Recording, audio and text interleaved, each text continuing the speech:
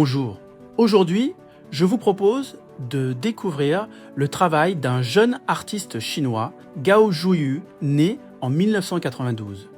Diplômé de l'Académie des Beaux-Arts de Pékin, dans la spécialité de peinture murale et teinture, il commence à peindre dès l'âge de 6 ans.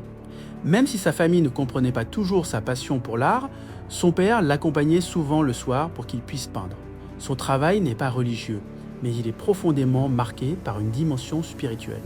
Dans ses œuvres, on retrouve souvent des atmosphères inspirées des cathédrales, avec des lumières et des compositions qui rappellent les lieux de culte. Son univers visuel évoque aussi l'influence du peintre Gustav Klimt, notamment à travers l'usage des couleurs dorées et des surfaces décoratives. Entre art nouveau, imaginaire poétique et référence au musée, Gao Zhuyu construit un langage visuel personnel où le passé et le présent se rencontrent. Son travail semble chercher à réinterpréter une vision intemporelle du monde, à travers une sensibilité très contemporaine. En regardant son œuvre, je pense souvent à cette phrase d'Albert Einstein. La créativité est le résidu du temps perdu.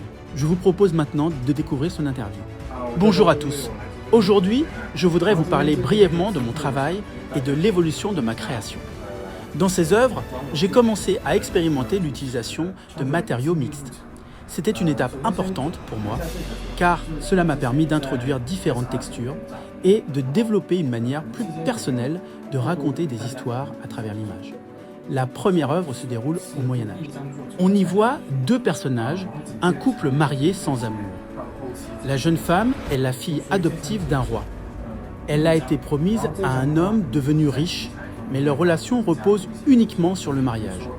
À travers cette scène, j'ai voulu créer une atmosphère presque religieuse, tout en introduisant une forme d'ironie.